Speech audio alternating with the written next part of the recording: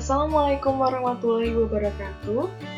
Jumpa lagi dengan saya, Siska Aprilia, pada mata pelajaran Bahasa Indonesia.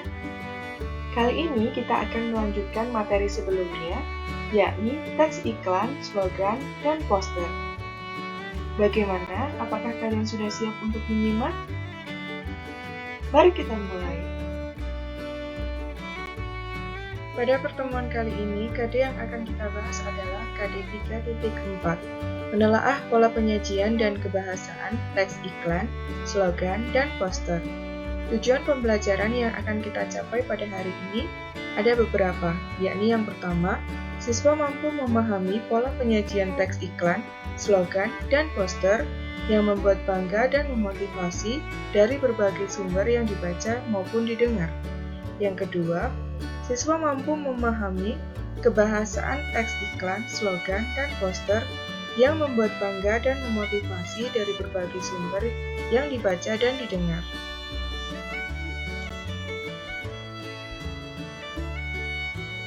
Bagian pertama, kita akan membahas jenis iklan. Jenis iklan berdasarkan media penyampaiannya terbagi menjadi beberapa bagian. Yang pertama, iklan media cetak. Ciri-cirinya, bahasa yang digunakan menggunakan kata-kata yang jelas, mengandalkan desain grafis seperti warna, bentuk huruf, tata letak, serta gambar yang menarik. Jenis iklan media cetak. Yang pertama, iklan baris, yaitu iklan yang pemasangannya berupa baris-baris, tidak ada gambar atau ilustrasi, dan terdapat teks yang banyak mengalami penyingkatan. Yang kedua, iklan kolom, yaitu iklan yang pemasangannya dalam media berupa kolom-kolom, sering menyertakan gambar dan berbagai ilustrasi menarik. Berikut merupakan contoh dari iklan baris dan iklan kolom. Coba kalian perhatikan. Berbeda bukan? Jenis iklan yang kedua, yakni iklan elektronik. Iklan elektronik terbagi menjadi beberapa bagian. Yang pertama, iklan radio, yakni iklan ini mengandalkan efek suara, baik itu berupa tuturan, musik, maupun bunyi-bunyi. Yang kedua, iklan televisi, yakni iklan yang mengandung unsur suara, gambar, dan gerak. Yang ketiga, iklan film. Iklan ini tersaji dalam judul film atau produk sinema. Iklan film biasanya muncul sebelum film diputar. Nah, untuk contohnya, silakan simak setelah ini. Laper, Neng. Minum nih sari kacang hijau dari Ultra Jaya. Sari kacang hijau diproses secara higienis tanpa bahan pengawet dan pemanis buatan. Wih, selain mengenyangkan, rasanya enak juga ya. Tentu, sari kacang hijau enak, bikin kenyang, dan menyehatkan. Dari Ultra Jaya. Sarapan yuk dengan Energen.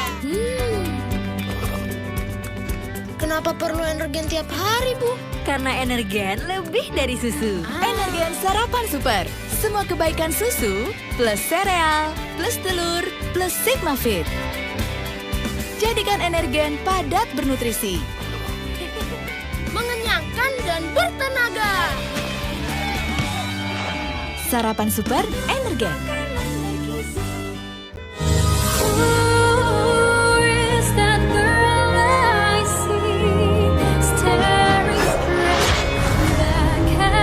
Aku tahu tempatku, akan kubawa kehormatan untuk keluarga. Kita selesaikan apa yang kita mulai. Kami akan menahan mereka. Pergi! Aku Hua Mulan. Disney Mulan premier eksklusif 4 Desember di Disney Plus Hotstar. Yang kedua, iklan layanan masyarakat, yaitu iklan yang berisi tentang hal-hal yang berhubungan dengan layanan masyarakat. Contohnya, iklan menghemat listrik, Yang kedua, iklan ajakan ke sekolah. Adapun iklan layanan kesehatan. Jenis iklan berdasarkan isinya terdapat beberapa bagian.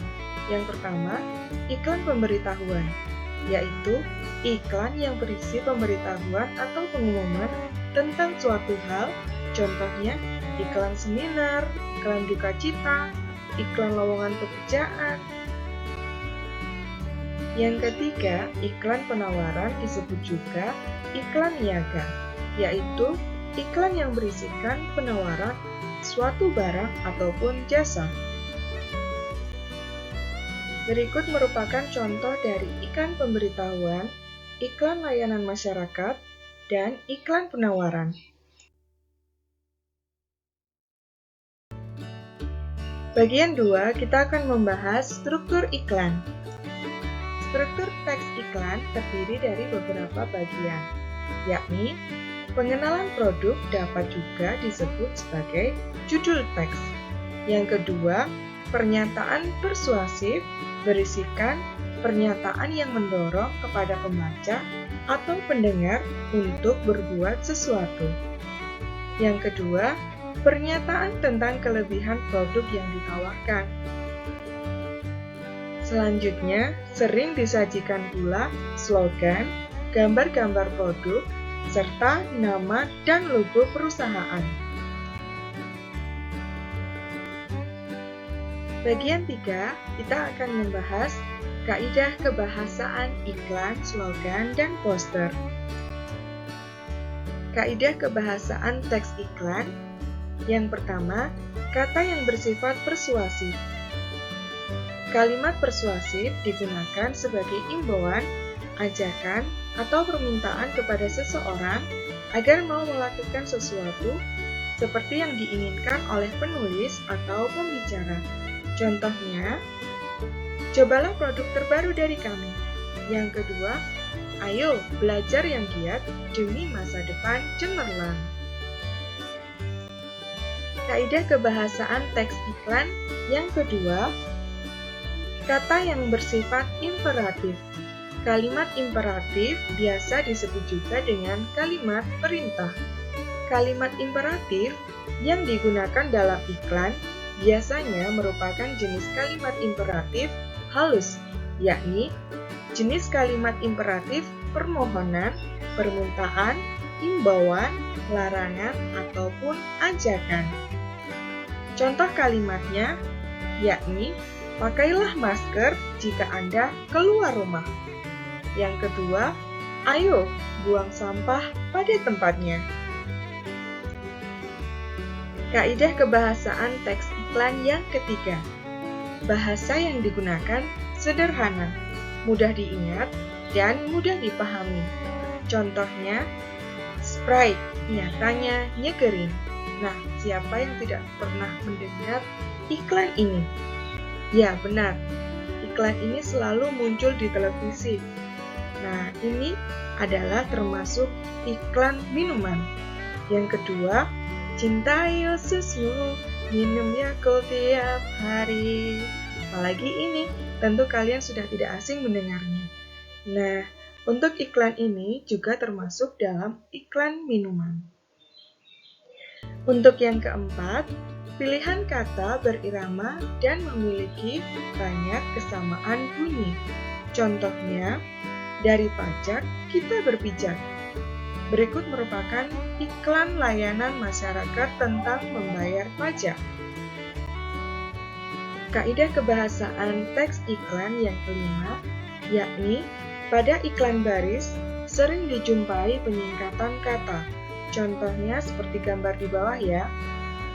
Nah, ada kata CPT, HP, HRG, LGSG, COD, dan lain sebagainya. Seperti contohnya CPT itu maksudnya adalah cepat, HP itu handphone, HRG itu adalah harga, dan seterusnya ya. Terima kasih telah menyimak video ini dengan baik dan benar. Sampai jumpa pada pertemuan berikutnya. Jangan lupa subscribe, like, dan komen. Saya akhiri, wassalamualaikum warahmatullahi wabarakatuh.